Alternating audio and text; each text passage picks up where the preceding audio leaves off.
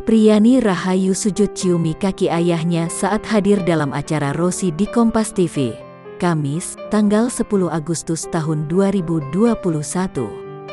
Jawara bulu tangkis ganda putri ini diundang secara khusus bersama pasangan duetnya Greysia Poli.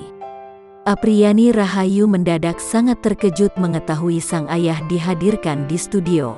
Rupanya, ayah Apriani Rahayu datang jauh-jauh dari kampung demi memberikan hadiah ke sang anak. Kepulangan Apriani Rahayu dan Greysia Poli disambut meriah masyarakat Indonesia. Keduanya memang menjadi bintang saat berhasil memenangkan laga bulu tangkis pada Olimpiade Tokyo 2020. Begitu mengharukan detik-detik ketika Apriani Rahayu mencium kaki sang ayah dan sujud. Sang atlet lantas menangis haru karena mengingat perjuangannya. Usai mengukir kemenangan di Olimpiade Tokyo 2020 dengan meraih medali emas, Apriani Rahayu nyatanya belum bertemu lagi dengan sang ayah. Kamis, tanggal 12 Agustus tahun 2021, keinginan Apriani Rahayu akhirnya bisa terwujud.